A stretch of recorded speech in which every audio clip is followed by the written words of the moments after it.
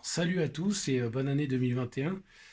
Donc j'étais absent de YouTube pendant quelques temps parce que là j'ai déménagé et donc j'ai refait mon nouveau garage, il est terminé maintenant. Donc désormais les deux Porsche sont bien au chaud et ça c'est pas mal. Par contre le Boxster, bah, je roule plus beaucoup avec vu que c'est l'hiver et j'ai des problèmes de charge batterie, donc j'ai la batterie qui est quasiment à plat. Et donc j'ai acheté sur eBay un chargeur maintien de charge à 25 euros. Donc je vais tester, voir si ça a un intérêt ou pas. Alors jusqu'ici, moi j'utilisais ce type de chargeur.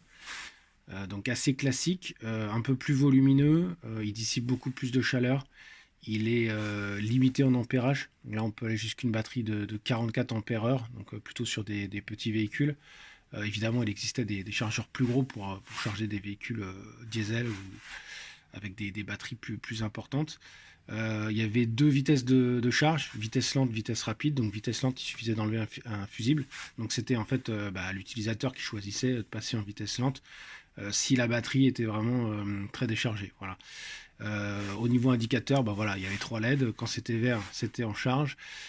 Et puis surtout, bah, c'était un chargeur qu'on ne mettait pas en maintien de charge, c'est-à-dire il fallait débrancher la batterie du véhicule pour pouvoir charger, contrairement aux appareils actuels qui permettent de se brancher directement sur le circuit de la voiture, parfois même sur l'allume-cigare, pour maintenir en charge les véhicules sans risque d'endommagement des composants électroniques de la voiture. Donc ça, c'est vraiment la grosse différence avec ce qui se faisait avant.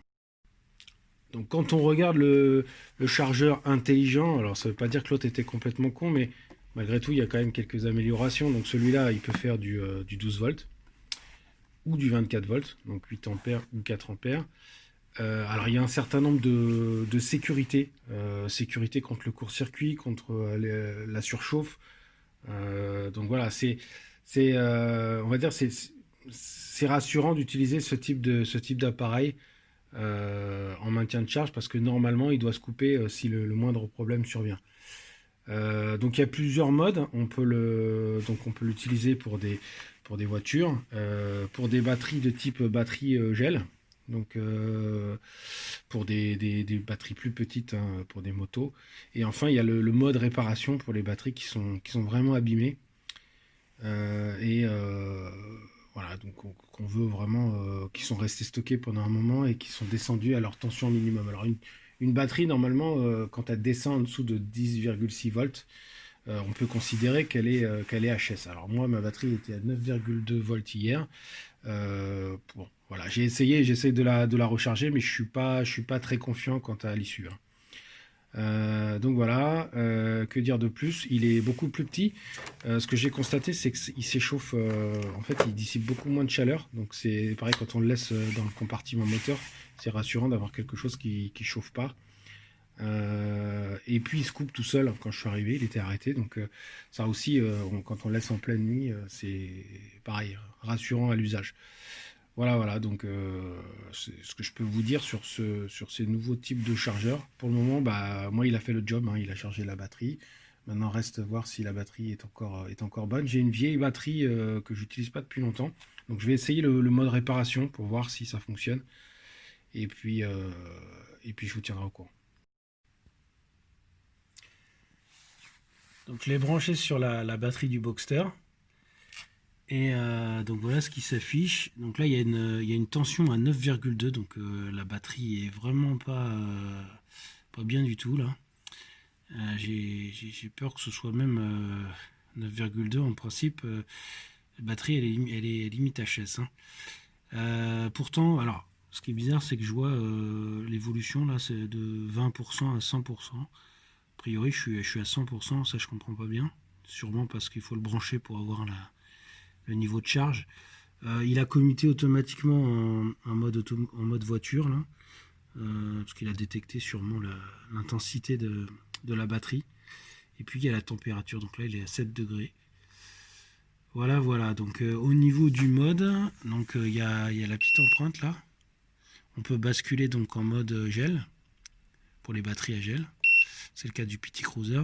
Ça, c'est pour moto. Et donc là, il y a le mode réparation. Donc à la limite, je me demande si je ne vais pas engager le mode réparation vu l'état de la batterie, là, les 9,2 volts.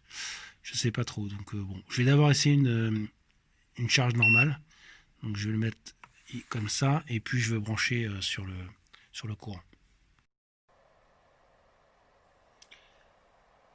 Bon alors finalement j'ai débranché les cosses de la batterie parce que dans le coffre avant du Boxster, en fait j'ai l'éclairage qui reste allumé. Donc plutôt que d'enlever la lumière d'éclairage, et puis vu que la batterie était vraiment basse, j'ai préféré en fait débrancher la batterie pour une charge plus optimale.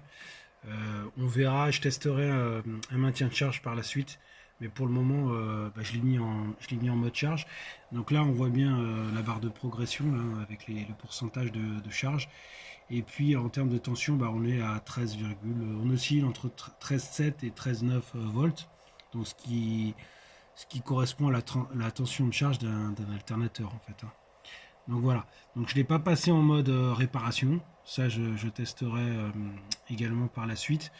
Euh, je vais juste tester déjà la charge. Et puis j'essaierai aussi sur la moto pour voir ce que ça donne. Alors bon, il fait un bruit, il y a une ventilation, il y a une aération là, donc le bruit est assez étonnant. Mon chargeur habituel ne fait pas ce bruit-là. Mais bon, ça reste ce qui est pratique, c'est du coup de ne pas avoir à démonter la batterie. Et puis il est assez compact, donc c'est dans le compartiment moteur, c'est vrai que c'est plus facile à mettre. Après, je sais pas ce que ça vaut comme chargeur. À mon avis, c'est plus à utiliser en maintien de charge, mais bon, à tester, hein, je vous dirai. Bon, alors j'ai laissé toute la nuit. Donc là, il s'est éteint, donc il est en off. A priori, j'en conclus que la batterie est chargée. Donc je vais vérifier ça, je vais prendre mon multimètre et puis je vais mesurer la tension à la batterie.